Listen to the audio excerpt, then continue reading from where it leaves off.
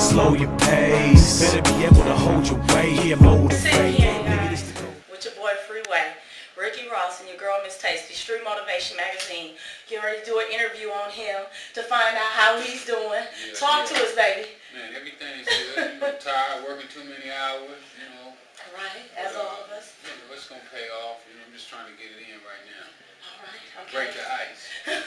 Get all this recession that they got out here. Yeah, because it really is a recession out here. I didn't think it would even go this long, but I hear that we're looking at about another 4 years of this recession. I'm trying to bust out in the next 30 days. I can't take 4 more years of that. Exactly. Let me hit you with a couple of questions. A few people may not know where you're from. Let them know where you're from and what you represent today. Yeah, I'm from South Central Los Angeles, you know what I'm saying?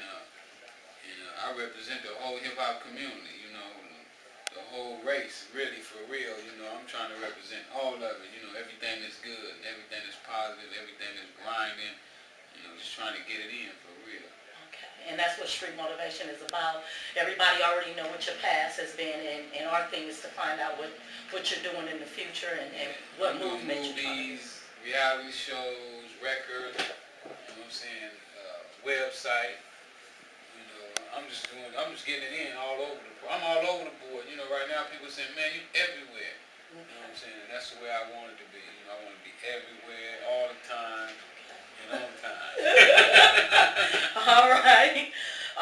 Who added Freeway to Freeway Ricky Ross? Was that something that was given to you since birth, your mother, father? How did that get started? Cat gave that to me by the name of Jay Clayton. Old cat used to be a lowrider, you know, and he just threw that title on me, Freeway Rick. Okay. And it just stuck and took on its own, you know, own status. Yeah. Little Freeway. Yeah.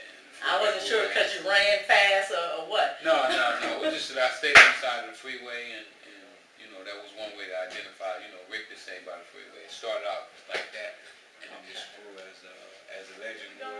So what attracted you to the hustle game, and at what point did you feel like, oh shit, I'm in too deep and I can't turn back?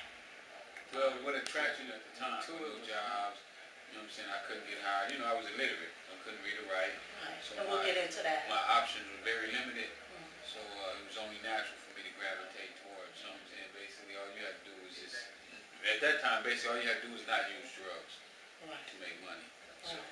And I was trying to do a little bit of background check from the internet to a few pages from other magazines, and we were unclear, how long were you actually locked down? 14, 18, 19, 20? Well, I was locked down 14 years just about on this one, and I just got out from doing a 5.5. Okay. You were in the halfway house. I did 6 months and a half to stay down, so, you know, you can't really expect nobody to stay down the whole time. They shouldn't be incarcerated because you want it. Right. That's very true. You know, I had a girl when I went, because I didn't want her to be in prison too. So, Do you have dealings with the same female or no contact whatsoever? Not at this time, no. Okay. So how long have you been home? Well, I've been out the halfway house about 4 months and about 2 weeks. Okay. You got a lot going on.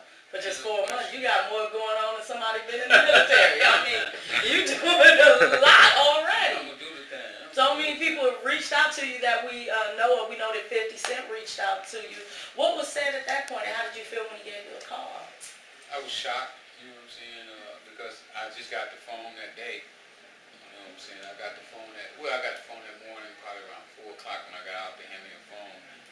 And at 10 o'clock that morning, while I was riding on the bus, I just woke up, I guess, and it was just over the day break, my first day of freedom, and the phone rung and it was 50. So it was a little surprising that he had got my number so quick. Okay. And what was said at that point then? He welcomed me home, told me if I needed anything, he had me, you know, just to contact him, and you know, that whatever I needed, he had my back, basically, that's what he said. Okay. So are you, excuse me. No, go ahead. So are you and 50 are y'all planning on, because you know you got the book deal now with Gene and Books. Are you thinking about dipping and dabbing in that as well, or? I'm definitely going to get in the books, but I don't know if it'll be with 50 or if it'll be, you know, on my own. Okay. You know, I'm kind of like an independent type of dude, you know, I like to be my own man.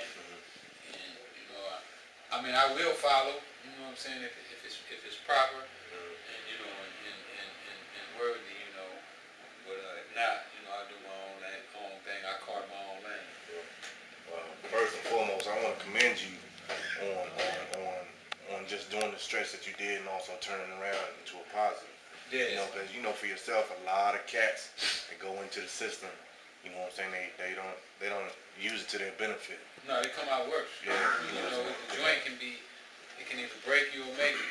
Yeah. You know, so it's all what you make it. And you know, while I was there, I tried to make the best of it. Yeah. So, you know what I'm saying? I'm sorry. Oh. I was gonna say, just to iterate on that, what's one of the messages that you would tell some of the brothers that's been in there, like, you know, my dude, 10, 15, 20 years? Well, if I was in jail, what I would tell them is that to get your study on.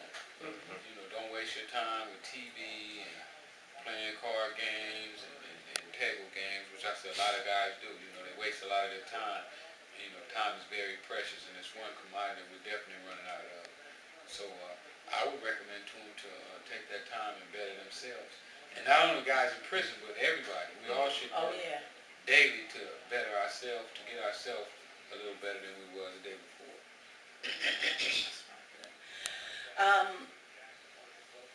Now that you're home, what have been some of the more positive steps that you've been taking to show that you no longer have this name of the past drug lord or the drug kingpin? I hate to use those, but It's all good. It's all good.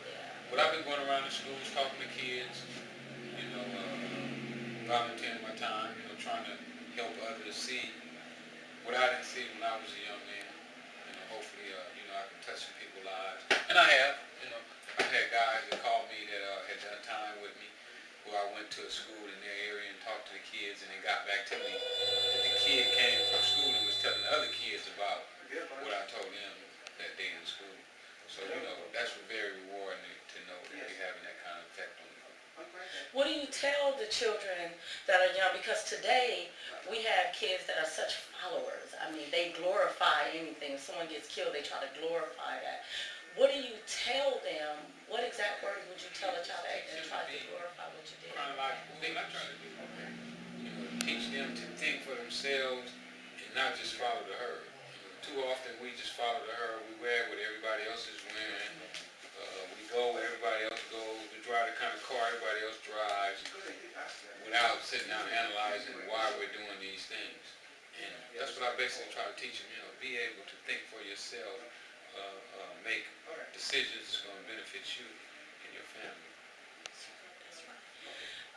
Do you still have any dealings with your past, aka lieutenants?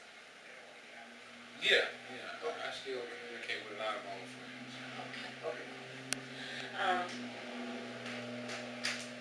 If you had to do what you did in the 80s in order to survive today, would you do it the same way? Absolutely not. I do it better.